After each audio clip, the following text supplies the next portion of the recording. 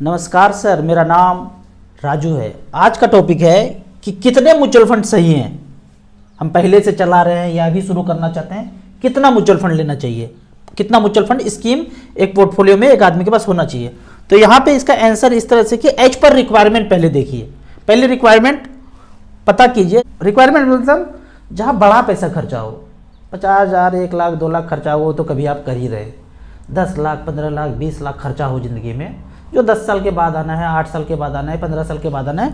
बड़े रिक्वायरमेंट को, financial requirement को आइडेंटिफाई करना है और उसके अनुसार स्कीम में हम इन्वेस्ट कर सकते हैं। जैसे चाइल्ड मैरिज है, 10 लाख, 20 लाख, 30 लाख रुपये चाहिए एज पर स्टेटस के हिसाब से। चाइल्ड एजुकेशन के लिए पैसा चाहिए, ज़्यादा पैसा लगता है। घर बनाना हो, EMI फ्री, ये बड़ा ज़रूरी चीज़ है। EMI लिए तो पैसा मोगेम्बो के पास गया, आपके पूरे ज़िंदगी का मेहनत। रिटायरमेंट के लिए कुछ कॉर्पस चाहिए, बड़ा कार चाहिए, वर्ल्ड टूर के लिए कुछ पैसा एक्यूमुलेट करना है। इस तरह से रिक्वायरमेंट अपना आइडेंटिफाई करके कॉपी पेन पर लिख लीजिए। हमने 14-15 साल पहले ये सब लिखा था, तब जाके उस स्टेप पे चलते गए। दूसरा बात है कि हमको राजू भैया ये सब खोपड़ी नहीं लगाना है। ज़्यादा से ज़्यादा पैसा कैसे बने और कितना स्कीम में लगाना चाहिए, ये सिंपल बता दीजिए। पैसा आ जाएगा तो सारा रिक्वायरमेंट अपने आप पूरा हो जाएगा। इसके लिए मैं बोलूँगा 8 से 10 म्यूचुअल फंड स्कीम सही है। उसमें क्या क्या करेंगे, अंदर 4 स्मॉल कैप ले लीजिए, एक्टिव स्मॉल कैप, एक 150 मिड कैप इंडेक्स फंड, एक 250 SBI का इंडेक्स फंड, 2 मल्टी कैप। ये वेल्थ क्रिएशन के लिए हो गया, और कोई काम नहीं है, पैसा ही बढ़ाना है, इसमें पैसा आपका बन जाएगा, चलते रहिए। 2 डेट फंड, ज़्यादा पैसा है, थोड़ा थोड़ा पैसा डेट फंड में सुरक्षित FD टाइप रखना चाहते हैं, SBI short term debt fund और HDFC short term debt fund. यहाँ देखेंगे अगर डेट फंड का कैटेगरी StarSIP.in पे, तो यहाँ मिलेगा आपको 36 नंबर कैटेगरी में 36 डेट फंड। अगर यहाँ देखेंगे HDFC short term debt fund, SBI short term debt fund, 2014 से लेके अब तक का रिकॉर्ड है। 10 लाख वन टाइम यहाँ पे रखा FD टाइप, 19,96,000 है, 7.15 का रिटर्न, मतलब लाइक FD। ऊपर नीचे भी यहाँ भी होता है थोड़ा बहुत, लेकिन बैंक के FD की तरह ही रिटर्न मिलेगा। और जो सबसे जरूरी है पूरे जीवन में, टैक्स बचाने के लिए तो सब लोग टैक्स बचाते हैं, सैलरी में है, बिजनेस में है, 1.5 लाख रुपए टैक्स बचाने के लिए स्कीम लेते ही लेते हैं। कोई भी स्कीम ले रहे हैं, सबको बंद करके म्यूचुअल फंड के ELSS में आ जाइए। 2 से 3 टैक्स सेवर फंड भी लेके रख सकते हैं। 2 से 3 क्यों? क्योंकि बाद में 3 साल के बाद जब लॉक इन फ्री हो जाएगा 3 साल के बाद, तो दूसरे AMC में आप स्विच कर सकते हैं। सेम AMC के स्मॉल कैप मिड कैप में भी जा सकते हैं, या फिर दूसरा ELSS भी ले सकते हैं। तो इस तरह से करके 8-10 फंड में आप डाइवर्सिफाइड कर सकते हैं। 4 small cap, 1 mid cap, 4 1 5 6 2 8 debt fund, और टैक्स वाला मिलाएंगे तो 10 से 12 हो जाएगा। तो डेट फंड में जा भी सकते हैं, नहीं भी जा सकते हैं। ज़्यादा कॉर्पस होता है तो डेट फंड में जा सकते हैं। थोड़ा बहुत ही पैसा है, 5-10 हज़ार ही बचा सकते हैं, तो फुल रिस्क पे रखिए। कोई रिस्क ऐसा होता नहीं है। शॉर्ट टर्म के लिए 10-20% गिरता है मार्केट, उसी को रिस्क बोलते हैं। उस रिस्क को आप पार कर जाते हैं, 1-2 साल के बाद लाइफ टाइम मार्केट फिर हाई हो जाता है, इतना ही रिस्क है। ऐसा नहीं कि डूब जाएगा, भाग जाएगा, हेरा जाएगा, ऐसा आज तक नहीं हुआ। अब यहाँ पे लाइव देखते हैं तो स्मॉल कैप कैटेगरी यहाँ पे मिल जाता है आपको। 1 टाइम का रिटर्न क्या है, SIP का क्या रिटर्न है, यहाँ पे SIP चेक कर सकते हैं, यहाँ पे 1 टाइम चेक कर सकते हैं। स्मॉल कैप हो गया, मिड कैप हो गया, और मल्टी कैप कैटेगरी। ये हमने 3 कैटेगरी कहा। अब यहाँ पे एक उदाहरण देखते हैं, लाइव एग्जांपल लेते हैं कि आपने 15 साल पहले कोई लार्ज कैप फंड ले लिया, जबकि आपने सोचा था वेल्थ क्रिएशन करना है, पर देखते हैं कि लार्ज कैप में अगर SIP किया, 1 टाइम किया तो कितना पैसा हुआ, और यदि मिड कैप में रखते, SIP 1 टाइम करते तो क्या होता। तो यहां देखते हैं, पहला है कैटेगरी हमने लिया यहां पे मिड कैप कैटेगरी। कैसे चेक करना है ये देखना है। Mid cap category last 15 years 10 lakh रुपया 1 टाइम रखा। यहां पे हमने चार्ट बनाया है, 10 लाख रुपया 1 टाइम रखा या 10-10 हज़ार का SIP किया तो 18 लाख जमा हुआ 15 साल में। ये भी 15 साल, ये भी 15 साल। मिड कैप में लगा के रखा हुआ है, कोई ओल्ड पोर्टफोलियो है, और कोई लार्ज कैप में लगा के रखे हैं, तो क्या डिफरेंस होता है यहां देखते हैं। पहला है मिड कैप कैटेगरी। पिछले 15 साल में 10 लाख रुपए 1 टाइम इन्वेस्ट किया था, तो हम एवरेज पे जाएंगे। ये नहीं कि टॉप का फंड सेलेक्ट किए होंगे, ये तो जरूरी नहीं है कि जो सबसे टॉप में उसी को खरीदा होगा। एवरेज रिटर्न है 20.71, तो देखेंगे 20.71 का कौन सा फंड है। 20.71 एग्जैक्टली ये है। कौन सा फंड है? DSP mid cap. 10 लाख का कितना बनाया पिछले 15 साल में? 1,68,00,000। जो जबकि सबसे टॉप पे जो है उसने बनाया 2,40,00,000 एचडीएफसी मिड कैप अपॉर्चुनिटी। तो हमने यहाँ पे एवरेज ले लिया मिड कैप में 1,68,00,000। उसी तरह लार्ज कैप में देखते हैं कि हमारा ओल्ड पोर्टफोलियो है और लार्ज कैप में है। सोचे थे वेल्थ क्रिएशन करना है पर लार्ज कैप में पड़ा हुआ है, इतना पता नहीं था। ये मिड कैप, स्मॉल कैप इतना पता नहीं था, मल्टी कैप जिसने बोला कर लिए। अब समझ में आ रहा है, खोपड़ी का ब्लूटूथ ऑन हो रहा है। यहाँ एवरेज रिटर्न 14.88 मिला लार्ज कैप में पिछले 15 साल में। तो 14.88% का रिटर्न देखते हैं कहां पे है। थोड़ा बहुत इधर उधर गुरपुल कर सकते हैं। 14.88 यहां इसके बीच फंस रहा है मामला। तो यह है 81 लाख, यह है 77 लाख, मान लेते हैं 80 lakh. Franklin India blue chip और कोटक ब्लू चिप। सबसे ऊपर वाला कौन सा ब्लू चिप है? सबसे ऊपर वाला है मेरा asset large cap ICC blue chip. यह किसने 10 लाख का 1,28,00,000 बनाया, 1,14,00,000 बनाया। हम इतना पे नहीं जाते हैं, कोई जरूरी थोड़ी है कि जो सबसे अच्छा धुआंधार पारी खेला हमने उसी को ले लिया अपने टीम में, नहीं ले पाए तो एवरेज लिए। एवरेज लार्ज कैप ने बनाया 80 लाख। कौन ऊपर कौन नीचे पता नहीं हमको, 80 लाख बन गया। अब बात करेंगे एसआईपी का कि 10-10 हजार रुपया हर महीने एसआईपी में जाता गया। तो कौन सा कैटेगरी लिया है? मिड कैप कैटेगरी, 15 साल 10,000 रुपये पर मंथ एवरेज। सबसे पहले क्या देखेंगे? एवरेज 18.54। तो 18.54 कहां जाके अटकता है? 18.54 अटक जाओ, ये अटक गया। 18.54 एग्जैक्टली मिल गया। कौन सा फंड? HSBC mid cap.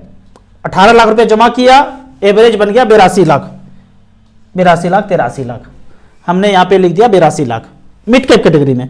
उसी तरह लार्ज कैप कैटेगरी में 53 लाख बना। एक जगह लार्ज कैप में बना 53 लाख, अगर मिड कैप होता तो 82 lakh. One time large cap में रखा तो 80 लाख बना। अगर वेल्थ क्रिएशन के बारे में पता होता मिड कैप स्मॉल कैप तो बनता 1,68,00,000। ये मिड का बात है, मतलब एवरेज का बात है। टॉप वाला नहीं लिया हूं, ले ही नहीं सकते, कैसे जानेगा कोई कि टॉप पे कौन हो सकता है। इसीलिए बोलता हूं 3, 4, 5 में डाइवर्सिफाइड करके लगा दीजिए, एवरेज वाला हमका काटा सेट हो जाए। ये सिर्फ मिड कैप का बात है। अगर स्मॉल कैप का चेक करेंगे तो कहानी को और निकलेगा। 10 साल 12 साल 13 साल में जो आपके पास पोर्टफोलियो है उसको आप चेक कर सकते हैं। तो कहीं भी आप इन्वेस्ट किए हुए हैं तो जो कैटेगरी हमने बताया mid cap, small cap, multi cap, मान लेते हैं कि आपने 53 तरह के कैटेगरी में कहीं और इन्वेस्ट किया होगा, झाड़ झूड़ के निकालिए और इसमें घुस जाइए। घुसने के पहले एक चीज ध्यान रखना है, 10 साल तक 12 साल तक रिमेन इन्वेस्टेड रहेंगे तो इस कैटेगरी में जाइएगा, क्योंकि इस कैटेगरी में हलचल ज्यादा होता है। लार्ज कैप गिरेगा 5%, यहां गिरेगा 10-15%, लेकिन बढ़ेगा भी उसी हिसाब से। तो टाइम होना चाहिए 10-12 साल आगे तो जाना है। एक जो रामबाण है सिलेक्शन ऑफ फंड, ऑलवेज आपको एईएम वाइज करना है। जिसका एईएम सबसे ज्यादा है उसी में घुसेंगे, परसेंटेज वाइज नहीं देखेंगे। 3 महीना 6 महीना 1 साल में इतना रिटर्न दिया उसमें धड़धड़ा के घुस गए, नहीं, वो तो चलबाजी है। मोगेम्बो ने खरीद लिया 3 महीना 6 महीना तक, अब उसको देख करके सब लोग खरीदना शुरू किए तो गए, ओम भूर्भुवः स्वः हो सकता है। एईएम वाइज लंबे समय में कौन कौन सा ज्यादा अच्छा किया है, कैसे चेक करेंगे एईएम वाइज? तो यहाँ पे इस बटन को टच करेंगे, जरा जरा टच मी, या एईएम लिखा हुआ है एसेट अंडर मैनेजमेंट। इसको जब टच करेंगे तो सबसे ज्यादा पैसा जिसके पास है वो ऊपर आ जाएगा। देखेंगे यहाँ पे इस स्कीम में एचडीएफसी मिड कैप में 60,000 करोड़, कोटक इमर्जिंग में 39,000 करोड़, निप्पॉन इंडिया में 24,000 करोड़। तो एईएम वाइज जाना है, ना कि आपको परसेंटेज वाइज जाना है। अब कुछ कमेंट्स का बात कर लेते हैं। कमेंट्स में यहाँ पे क्वेश्चन पूछा गया है 25 लाख रुपया से रिटायरमेंट ले सकते हैं और कितना एसडब्ल्यूपी करना पड़ेगा हर महीने? 25 लाख में 10 लाख पे 6,000 बोलता हूं मैं, तो 6 दूनी 12 3 15,000 में अगर आपके घर का जीवन यापन चल सकता है और आप कुछ ऐसे जगह पे फंसे हुए हैं जहां काम करने का मन नहीं लगता है तो निकल जाइए उस नौकरी से। इतने पैसे में अगर जीवन यापन आपका चल रहा है, आपका अपना घर है और इतने पैसे में घर चल रहा है तो दूसरा नौकरी कोई पकड़ लीजिए। रिटायरमेंट का मतलब मैं ये नहीं बोलता हूँ कि घर में बैठ गए खटिया पे, अब हुक्का पी रहे हैं और काम चल जाएगा, नहीं चलेगा बाबू साहब, काम तो करना पड़ेगा। जो हुनर है, जिस चीज़ में मज़ा आता है वो काम कीजिए। रिटायरमेंट का मतलब मेरे नज़र में ये है, आप पहले से और कोई म्यूचुअल फंड नहीं किए हैं, पहली बार कर रहे हैं, 25 लाख रुपया 4 बैलेंस फंड में आप रख दीजिए और वहाँ से पेंशन लेना शुरू कीजिए और अपने मर्जी का काम कीजिए। वो रिटायरमेंट जो सोचते हैं ना लोग कि 2 करोड़ 4 करोड़ हो गया, फिर जो है वो रिटायरमेंट आपका 60 के बाद आएगा, तब कि अब कुछ नहीं करना है, 55 साल के बाद कुछ नहीं करना है, वो है। ये नहीं कि भरी जवानी में 30-35 साल में 1 करोड़ मिल गया अब कुछ नहीं करूंगा। अरे कुछ नहीं करोगे तो कुछ तो करोगे, वो क्या करोगे, वो काम कुछ तो होगा। तो ऐसे नहीं सोचना है।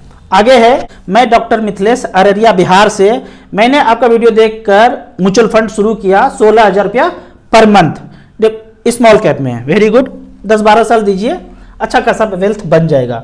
एक क्वेश्चन है, 1 साल पहले SBI life smart platinum plus policy लिया, प्रीमियम 1 लाख दे दिया, 7 साल तक देना है, उसके बाद 8 साल तक रुकना है, 8 साल 15 साल हो गया, 15 साल के बाद 14 लाख रुपया मिलेगा। यदि मैं अभी सरेंडर करता हूं तो 1 रुपया भी नहीं देंगे, तो कंफ्यूज हूं क्या करूं। मुझे तो पहले यही नहीं समझ में आता है, जो 1 लाख रुपया दिया अब नहीं देंगे तो क्यों नहीं देंगे। मान लेते हैं हम एक साधारण आदमी है, 1 लाख रुपया, काम अच्छा चल रहा था, 1 लाख रुपया दे दिए, फ्यूचर अच्छा लग रहा था, सारा काम धड़धड़ा के खत्म हो गया, मरे नहीं, जिंदा है। मरने के बाद पैसा दोगे ना, इंश्योरेंस में ऐसे बोलते हैं, लेकिन मरे नहीं है, जिंदा है, अब पैसा नहीं है। जहां 1 लाख रुपए पर मंथ कमाते थे, अब 10-20 हजार रुपये किसी तरह से हो जाता है, घर का जीवन यापन चल रहा है, तो अब कैसे पैसा दें वो। ऐसी स्थिति में डायरेक्टर प्रोड्यूसर 7 समंदर पार वाला जो नियम बना के बैठा है हमारे लिए, 1947 को छोड़ने के बाद ये सब सेटिंग किया कि 1 लाख दोगे तो 1 रुपया नहीं दूंगा, 7 साल दोगे, 8 साल दोगे, 10 साल दोगे तब दूंगा। कितना दूंगा वो छोटे छोटे अक्षर में लिखा हुआ है।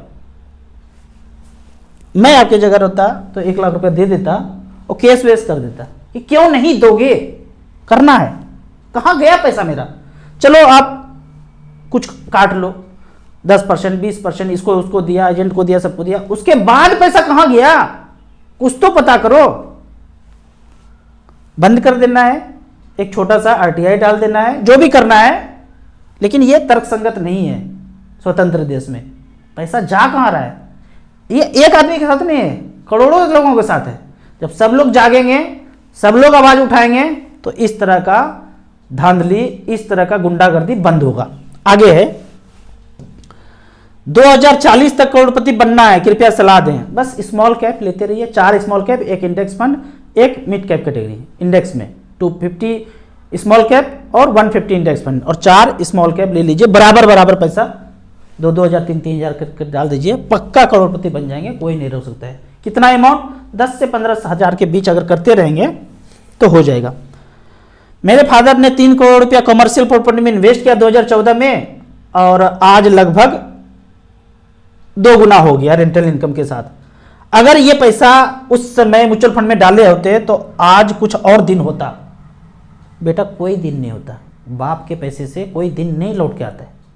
अपना पैसा उन्होंने जितना किया है वो मोर देन सफिशिएंट है। हमें कभी नहीं याद आता है कि हमारे बाबूजी ने किया तो ऐसा नहीं किया तो ऐसा होता, इतना हो जाता। मुझे तो लगता है कुछ नहीं किया तो ज़्यादा अच्छा होता। तो पेरेंट ने जहां भी आपको लाके खड़ा कर दिया, वहां से आगे आपको बढ़ना है, आपको अपना मेहनत करना है, अपना खोपड़ी लगाना है। आप नौकरी कर रहे होंगे, 30,000, 40,000, 50,000 जो भी कमा रहे होंगे, अपना पैसा 10-15 हज़ार रुपया इन्वेस्ट करेंगे ना, और 1 करोड़ रुपया जब बनेगा ना, उसका मजा, और पापा जी ने 1 करोड़ रुपया दे दिया, उसका मजा जमीन और आसमान का फर्क होगा। तो अपना पैसा इन्वेस्ट कीजिए। आपके पापा जी ने जो भी किया है बहुत अच्छा किया है, प्रॉपर्टी है, सोना है, सब कुछ फिजिकल एसेट अच्छा है। पहले मैं ये बात नहीं बोल सकता था, लेकिन 7 समुंदर पार, डायरेक्टर प्रोड्यूसर मोगेम्बो के बारे में जब से जाना हूँ, फिजिकल एसेट जितना अच्छा है वो सब अच्छा है, किसी को बेचना नहीं है। ये हवाई बातें हैं, म्यूचुअल फंड, मार्केट, ये वो, थोड़ा बहुत ही पैसा लगाना है, क्योंकि सारा कंट्रोल किसी और के पास है। गुड मॉर्निंग सर, आप बोलते हैं 250 इंडेक्स फंड में लेने के लिए, बट इसका AUM तो साइज बहुत कम है। आप बोलते हैं कि ज़्यादा AUM में जाना चाहिए। ये जो है ना 250 इंडेक्स फंड, ये कैसा है पता है, 1000 लड़की है और एक से शादी करना है, एक से शादी करके आ गए, अब किसी को नहीं देखना है। अब सिर्फ अपनी बीवी जी को देखना है, जो भी करना है इन्हीं के लिए करना है। तो ये जो 250 है ना, चुन के आया है। आपको बासमती राइस खरीदना है, आपने पक्का कर लिया बासमती राइस। अब आप 1 किलो खरीद लें कि 1000 किलो खरीद के लाए, बात बराबर है, स्वाद वही मिलेगा। ये चुन चुन के आया है। 250 इंडेक्स फंड में एईएम का कोई मतलब नहीं है। एईएम अगर इसमें 1 करोड़ हो कि 1000 करोड़ की 10,000 करोड़ हो, पैसा आपका बासमती राइस में ही जा रहा है। ठीक है, चुन चुन के आया है 250 इंडेक्स फंड। यहां पे कोई फंड मैनेजर नहीं है, कंप्यूटर है। 1 से लेके 50 तक स्मॉल कैप ले लिया। कोई 1000 करोड़ लगाएगा इतने में जाएगा, 10,000 करोड़ लगाएगा इतने में जाएगा, 1 करोड़ है, 1 लाख है, इतने में जाएगा। चुन के आया हुआ यहाँ पे चीज। तो इंडेक्स फंड में एईएम का मतलब नहीं होता है, फंड मैनेजर है ही नहीं। अगला क्वेरी है, रिव्यू माय पोर्टफोलियो 15 से 20 साल के लिए ये फंड हमने लिया है। क्वांट स्मॉल कैप बेहतरीन, मार धाड़ एक्शन से भरपूर फंड, 2,500 रुपये per month. Edelweiss small cap again बेहतरीन फंड, 2,500 रुपये per month. Tata small cap ये भी बेहतरीन फंड, 2,500 रुपये पर मंथ। कैनरा रिव्यू को स्मॉल कैप बेहतरीन, 2,500 रुपये per month. Axis small cap 2,500 रुपये per month. Nippon mid cap, ये समझ में नहीं आया, निपॉन मिड कैप या निपॉन ग्रोथ फंड, मुझे लगता है निपॉन ग्रोथ फंड है ये, 2,500 रुपये पर मंथ, ये भी बेहतरीन फंड। मेरा सबसे पहला फंड यही है। महिंद्रा मान्युलाइफ मिड कैप 2,500 रुपये पर मंथ। क्वांट फ्लेक्सी 2,500 रुपये पर मंथ। सारे फंड आपके अच्छे हैं, कोई चेंज करने की जरूरत नहीं है। बीच बीच में मार्केट गिरे टॉपअप करते रहिए। 1 करोड़ क्या 20 साल देंगे तो 2, 2.5, 3 करोड़ तक भी जा सकता है, अगर ये गोला मोगेम्बो ने कुछ भी नहीं किया इस गोले को।